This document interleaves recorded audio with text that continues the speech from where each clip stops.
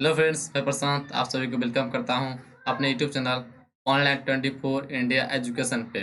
तो आज हम पढ़ने वाले हैं बिहार बोर्ड मैट्रिक 10th का महत्वपूर्ण कहानी बहादुर।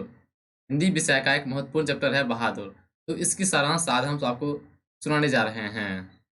बहादुर चैप्टर से जितने भी ऑब्जेक्टिव क्वेश्चन हैं आप लोग उसे आराम से कर पाइएगा। ये आप लोगों के सामने क्वेश्चन है, देख लीजिए। कहानी सुनने के बाद, कहानी का सारांश आप लोग सुनने के बाद इस क्वेश्चन को आराम से कर पाइएगा। कोई भी ऐसा क्वेश्चन नहीं बचेगा जिसे आप नहीं कर पाइएगा। चलिए फ्रेंड्स, कहानी को शुरू करते हैं। चलिए इस कहानी के कवि के बारे में कुछ जान लेते हैं। इस कहानी बहादुर कहानी का लेखक अमरकांत जी हैं। चलिए अमरकांत जी के बारे में, कथाकार के बारे में कुछ जानते हैं। कथाकार अमरकांत जी का जन्म जुलाई 1925 ईस्वी में नाराबलिया उत्तर प्रदेश में हुआ था। उन्होंने गवर्नमेंट हाई स्कूल बलिया से हाई स्कूल की शिक्षा पाई। कुछ समय बाद उन्होंने गोरखपुर और इलाहाबाद में इंटरमीडिएट की परीक्षा पढ़ाई की। तो फिर से उनका जन्म भी पूछा जाता है और कौन इसके लेखक है। चलिए हम कहानी को शुरू करते हैं। फ्रेंड्स, बहादुर कहानी बहुत ही इम्पोर्टेंट और रोमांचक कहानी है। इसे सुनने में बहुत ही अच्छा लगता है और बहुत ही महत्वपूर्ण कहानी है। इस बहादुर कहानी से बहुत सारे objective question, subjective question exam में, बिहार बोर्ड एग्जाम में बार बार क्वेश्चन रिपीट होते रहते हैं। चलिए कहानी शुरू करते हैं। तो फ्रेंड्स, बहादुर नाम का एक लड़का था। बहादुर नाम का एक छोटा सा लड़का था।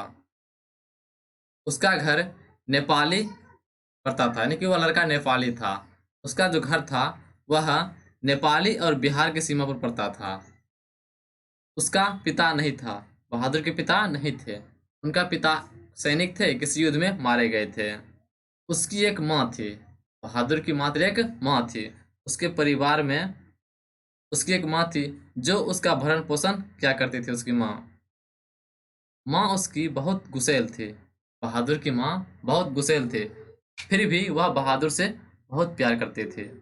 बहादुर की माँ चाहते थे जो लड़का घर का सारा काम काज में हाथ बटाया करे, परंतु वह छोटा सा लड़का जो बहादुर था वह ऐसा नहीं करता था। वह प्रत्येक दिन पहाड़ी में चला जाता था घूमने के लिए, जंगलों में घूमने के लिए चला जाता था। वह पहाड़ी पर जंगलों में जो चिड़िया की घोंसला होती थी उसे वह तोड़ता, उसके हाथ उसमें हाथ डालता। कभी कभी बहादुर अपनी माँ को बहुत चिढ़ाया करता था, क्योंकि उससे माँ उसे कुछ नहीं करती थी, क्योंकि उससे प्यार बहुत करती थी। तो एक दिन की बात है, बहादुर भैंसी को चराने गया था। वह भैंसी को चरा रहा था, किसी कारणवश बहादुर ने भैंसी को बहुत पिटाई की। भैंसी पिटाई खाने के बाद वह व्याकुल होते हुए घर आ रहे थे। शायद रास्ते में बहादुर की जो माँ थी, वह खेतों में काम कर रहे थे। भैंसी को व्याकुल देख बहादुर की माँ समझ गई, इसे जरूर बहादुर ने पीटा होगा। फिर उसने सोचा, उसकी माँ, जब बहादुर घर लौटेगा तो भैंसी से दुगनी मैं उसकी पिटाई करूंगी। जब शाम के समय बहादुर लौटा तो बहादुर की माँ ने गुस्से में पगला गई थी और वह भैंसी से दुगनी पिटाई बहादुर की की। इतनी पिटाई खाने के बाद बहादुर का दिल उसके माँ के प्रति, घर के प्रति बिल्कुल टूट गया। वह रात भर जंगलों में, पहाड़ों में भाग गया। रात भर जंगलों में, पहाड़ों में छिपा रहा। सुबह होते ही, जैसे हल्का सा उजाला होते ही बहादुर अपने घर आया। उस वक्त घर में चुपके से प्रवेश किया और उसकी माँ एक घी की हांडी में कुछ रुपया रखी हुई थी। उस घी के हांडी से 2 रुपये निकाल कर वह घर से भाग गया और फिर बहादुर 6 मील दूर जाकर एक बस पकड़ा और वह बस गोरखपुर जाते थे। और इस तरह बहादुर बस पकड़कर बहा सॉरी इस प्रकार बहादुर बस पकड़कर गोरखपुर बस स्टैंड पहुंचा। चलिए फ्रेंड्स, कहानी का दूसरी पार्ट हम कहते हैं आपको। ये कहानी का पार्ट 1 था, अब पार्ट 2 कहते हैं आपको। तो फ्रेंड्स, अमरकांत जी लेखक ही हैं। अमरकांत तो लेखक थे। अमरकांत की पत्नियां किशोर और उसका बेटा निर्मला था। अमरकांत जी लेखक थे। उनकी पत्नी निर्मला, सॉरी, उनकी पत्नी निर्मला, बेटा किशोर था, बेटा किशोर था, और निर्मला उसकी उनकी पत्नियां थी, वाइफ थे। निर्मला अक्सर घर के काम काज करते करते काफी थक जाते थे, जिसके वजह से काम अत्यधिक होने पर उनके उसके ऊपर बहुत बड़ा बोझ बना हुआ था। घर का जो जिम्मेवारी था, काम काज था, दिन भर काम काज करते करते निर्मला काफी थक जाते थे। तो अमरकांत जी को ऐसा लगता था कि हमें घर में नौकर रख लेनी चाहिए। इससे निर्मला अक्सर बीमार भी रहा करते थे। एक बार की बात है, अमरकांत जी अपने पूरे परिवार के साथ ससुराल जाते हैं। अमरकांत जी अपने ससुराल जाते हैं, तो वे ससुराल में देखते हैं कि घर की सभी औरतें घर की सभी औरतें चारपाई पे बैठ के गप्पे लड़ा रही है, और घर का जो नौकर है वह अपना काम कर रहा है, अपना कामकाज कर रहा है। इसे देखकर अमरकांत जी को बहुत शर्मिंदगी सी महसूस हुई। उन्होंने देखा घर का कामकाज नौकर कर रहा है और औरतें आपस में गप्पे लड़ा रही है। इसे देखकर अमरकांत जी को बहुत शर्मिंदगी महसूस हुई और उन्हें लगने लगा अब हमें भी नौकर जरूर अवश्य रख लेनी चाहिए। इस तरह से अमरकांत जी ने अपने साले साहब से नौकर के बारे में अपने साले साहब से नौकर के बारे में कहे थे कह चुके थे। तो बहादुर अब भाग कर कहाँ आया था? Gorakhpur bus stand. तो उस समय बहादुर को अमरकांत जी अमरकांत जी के जो साला थे, वह साला जो था उसका नज़र बहादुर पे पड़ा। तो उसने बहादुर से सारी बातें सुनी। बहादुर ने सारी बातें कह सुनाई, किस तरह वह घर से भागा था, अपना पारिवारिक स्थिति अच्छी तरह से बता दिया था। तो अमरकांत जी के साले ने अमरकांत जी को बुलाया। तो अमरकांत जी अपने पूरे परिवार के साथ बहादुर को देखने के लिए गोरखपुर बस स्टैंड पहुंचे। तो चलिए फ्रेंड्स, बहादुर को पहली पहली बार जब देखा था तो कैसा महसूस हुआ था, दिखाते हैं आपको, बतलाते हैं। वे बहादुर को देखने आए तो वे सभी परिवार बहादुर को चारों ओर से घेर लिए थे और बीच में बहादुर खड़ा था। वह सामने खड़ा था और आंखों की बुरी तरह मलका रहा था। बहादुर बहादुर का उम्र 12 से 13 वर्ष की थी। बहादुर का उम्र 12 से 13 वर्ष का था। ठिंगना चकैत शरीर, उसका जो शरीर था ठिंगना और चकैत था। नेपाली था इसलिए नाक चपटा हुआ था। उसका रंग गोरा और चपटा मुंह था। नेपाली का मुंह चपटा और नाक चिपा हुआ होता है, वे सफेद होते हैं। और वह सफेद नेकर की आधी बांह की सफेद कमीज और भूरे रंग का पुराना जूता पहने हुए था। वह पैरों में भूरे रंग का पुराना जूता पहने हुए था। उसके गले में बहादुर के गले में स्काउट की तरह रुमाल बांधे हुए था। बहादुर अपने गले में स्काउट की तरह रुमाल को लपेट कर बांधे हुए था। उसको घेर कर सभी लोग खड़े थे। बहादुर को घेर कर सभी लोग, उनके परिवार सभी लोग खड़े थे। अब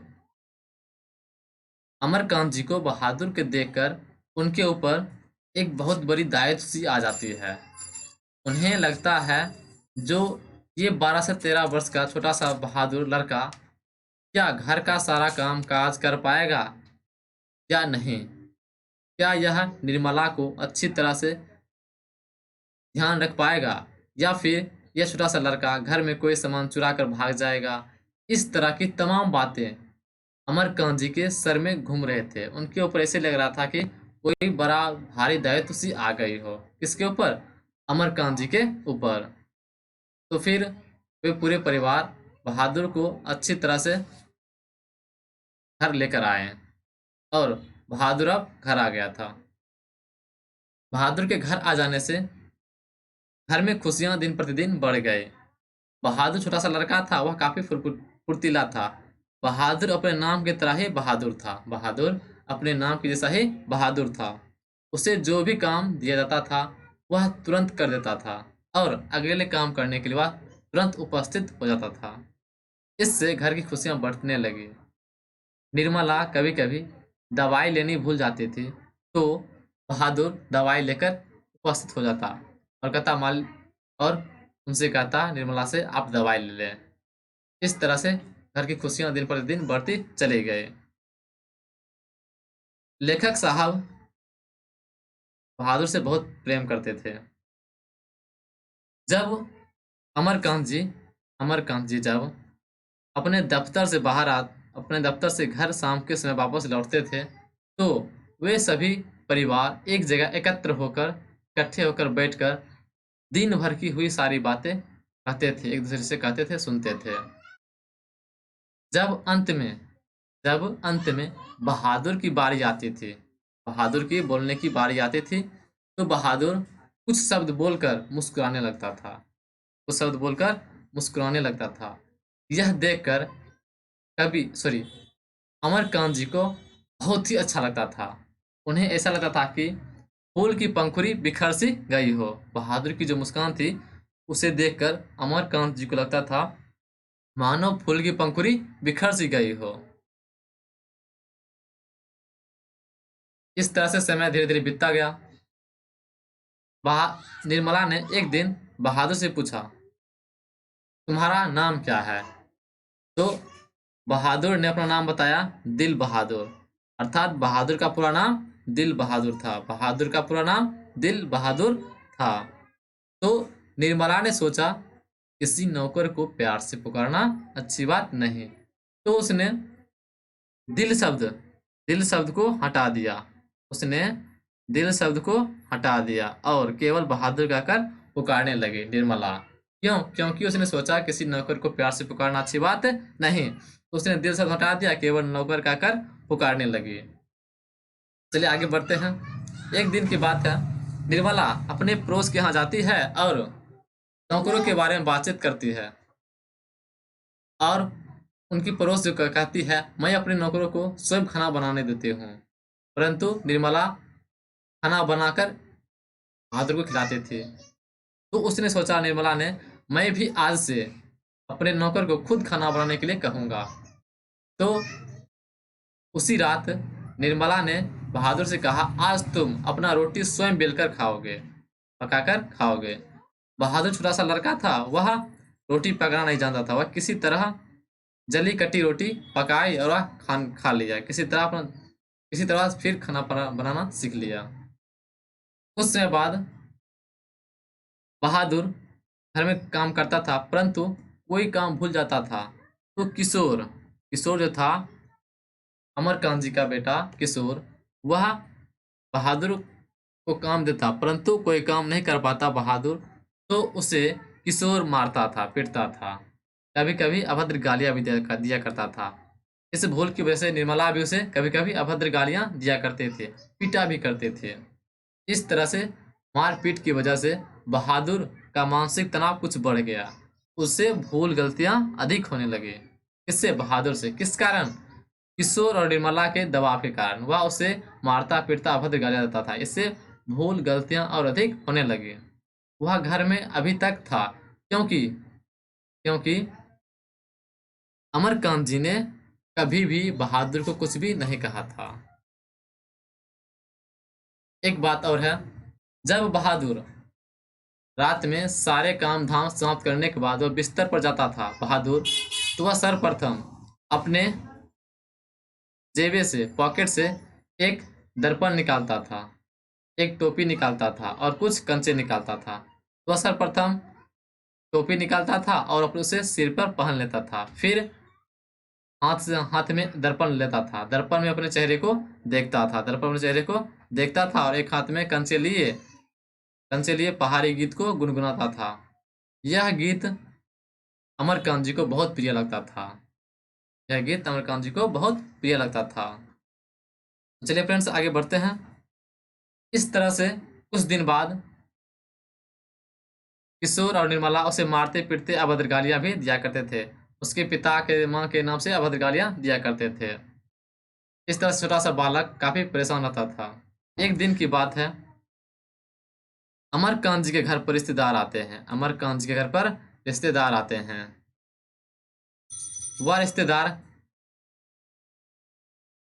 के पास कुछ रुपया पैसा तो थे नहीं, वे झूठ मूठ का प्रपंच रचते हैं।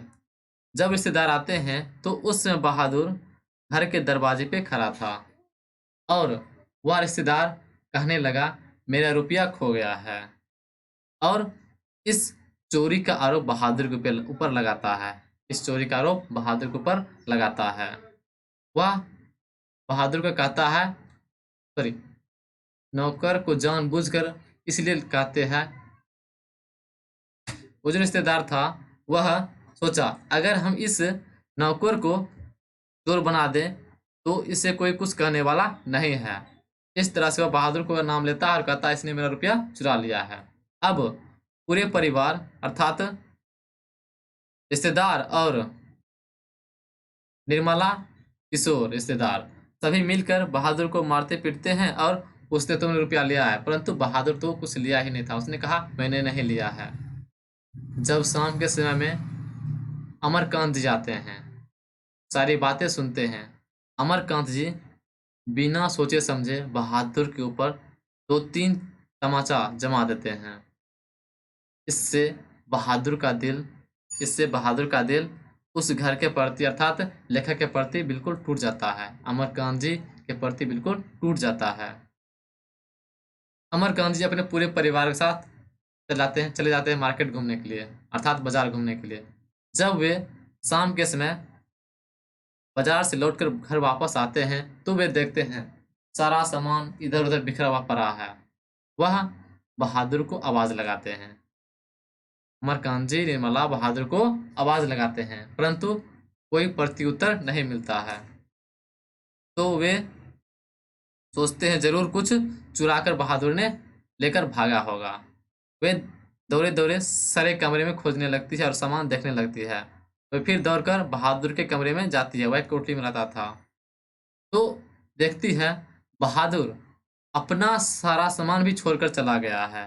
अपना सारा सामान भी छोड़कर चला गया है और वह अपने जो 2-3 महीने का तनख्वाह था, 2-3 महीने जो उसने काम किया था, वह रुपया भी छोड़कर चला गया है। अब वह तुरंत जहाँ से गोरखपुर बस स्टैंड से बहादुर को लाए थे, वे तुरंत उसे खोजने के लिए वहाँ चले जाते हैं, परंतु कहीं भी बहादुर नजर नहीं आता है। अब निर्मला अमरकांत जी को अफसोस होने लगता है कि यदि मैं ना मारता, अमरकांत जी कहते हैं, यदि मैं ना मारता तो शायद वह घर से नहीं भागता। वे कहते हैं जो रिश्तेदार ही वैसे थे, उसके पास तो कुछ रुपया पैसा थे नहीं जो कुछ मिठाइयाँ खरीद कर लाते। वे झूठ मूठ कर बहादुर के ऊपर चोरी का आरोप लगाए। और अमरकांत जी कहते हैं, इसे घर में सभी मारते पीटते थे, परंतु मैंने इसे कभी भी मारा पीटा नहीं, इसलिए वह अब तक घर में था। और आज मैंने बिना सोचे समझे बहादुर के ऊपर 2-3 तमाचे जमा दिए, जिससे वह इस घर को छोड़कर चला गया। और निर्मला निर्मला कहती है, यदि वह कुछ घर से चुरा कर ले गया होता तो मुझे आज संतुष्टि होती, शांति मिलती, क्योंकि उसने अपना सारा कपड़ा सामान छोड़ दिया था। जहां तक कि 2-3 महीने जो उसने काम किया था उसका वेतन भी वह छोड़कर भाग गया था। इससे काफी दुखी हो जाते हैं और वे कहते हैं और पछताते हैं, अब हमें कभी भी ऐसा नौकर फिर दोबारा नहीं मिलेगा। तो फ्रेंड्स, कहानी समाप्त हुई। चलिए कहानी का क्वेश्चन आंसर देखते हैं। कुछ क्वेश्चन आंसर इस वीडियो में करेंगे, कुछ नेक्स्ट वीडियो में। अब फ्रेंड्स देखिए क्वेश्चन आ गया है। ऐसे आप लोग क्वेश्चन को आसानी तरह से कर पाएगा। हम एक बार पढ़ देते हैं, थोड़ा थोड़ा कुछ कर देते हैं। लेखक को क्यों लगता है कि जैसे उसके ऊपर एक भारी दायित्व आ गई हो, यानी कि जब लेखक पहली बार बहादुर को देखते हैं तो वे सोचते हैं इतना छोटा सा लड़का घर का सारा काम काज कर पाएगा या नहीं, क्या यह निर्मला को ठीक तरह से रख पाएगा या नहीं, क्या घर का सामान चोरी कर भाग जाएगा। ये सारी बातें उस समय लेखक को एक बड़ी बोझ महसूस हो रही थी। इसे लग रहा था उसके ऊपर कोई बहुत बड़ी भारी सी दायित्व आ गई हो। इनके ऊपर, अमरकांत जी के ऊपर। नेक्स्ट क्वेश्चन है, अपने शब्दों में पहली बार दिखे बहादुर का वर्णन करें। तो चलिए इसका हम आंसर बताते हैं आपको। तो फ्रेंड्स, पहली बार देखिए बहादुर का यह है, वह उसका उम्र, बहादुर का उम्र 12 से 13 वर्ष का था। ठिंगना चकेट शरीर, गोरा रंग, मुंह चपटा, वह आधी बाँ, सफेद नेकर, सफेद कमीज, भूरे रंग का पुराना जूता पहने हुए था, गले में स्कार्फ की तरह रुमाल बांधे हुए था। ये पहली बार देखिए बहादुर का वर्णन है। चलिए नेक्स्ट क्वेश्चन देखते हैं। क्वेश्चन नंबर 3 है, लेखक को क्यों लगता है कि नौकर रखना बहुत जरूरी हो गया था। यानी कि जब लेखक साहब अर्थात अमरकांत जी ससुराल जाते हैं तो वे देखते हैं कि घर में सभी औरतें खटिए पे बैठ के गप्पे लड़ा रही है और घर का नौकर अपना सारा काम कर रहा है। इतना ही नहीं, कभी कभी घर का काम काज से निर्मला भी परेशान रहती थी और बीमार भी रहा करती थी अक्सर, जिसकी वजह से लेखक को लगा हमें घर में नौकर जरूर रख लेना चाहिए। अगला क्वेश्चन 4 नंबर है, साले साहब से कौन सा किस्सा असाधारण रूप से विस्तार से सुनना पड़ा। वही किस्सा जिसे बहादुर घर से कैसा भागा, कैसे आया, ये सारी किस्साएं। नेक्स्ट क्वेश्चन है, बहादुर अपने घर से कैसे भागा था। तो फ्रेंड्स, हमने शुरू में आपको जो बताई थी बहादुर कैसे था, क्या था, कैसे घर से भागकर बस स्टैंड पहुंचा, वे सारी बातें आप इस लिखेंगे। क्वेश्चन नंबर 6 है, बहादुर के नाम से दिल शब्द क्यों उड़ा दिया गया। बहादुर के नाम से दिल शब्द क्यों उड़ा दिया गया। तो फ्रेंड्स, यदि आपने हमारे चैनल को सब्सक्राइब नहीं किए हैं, इसे अभी सब्सक्राइब कर लें। चलिए क्वेश्चन है, बहादुर के नाम से दिल शब्द क्यों उड़ा दिया गया। तो बहादुर के नाम से दिल शब्द किसने उड़ाए, निर्मला ने उड़ाए। क्यों उड़ाया, क्योंकि निर्मला ने जब पूछा बहादुर से तुम्हारा नाम क्या है, तो उसने कहा दिल बहादुर। तो निर्मला ने सोचा किसी नौकर को प्यार से पुकारनी अच्छी बात नहीं है, इसलिए निर्मला ने उसके नाम से दिल शब्द हटाकर केवल बहादुर का कर पुकारने लगी। तो फ्रेंड्स, और नेक्स्ट क्वेश्चन हम नेक्स्ट वीडियो में करेंगे। और वीडियो देखने के लिए आप लोगों का बहुत बहुत धन्यवाद। आप लोग इस वीडियो को लाइक, सब्सक्राइब और शेयर जरूर करें। Thank you.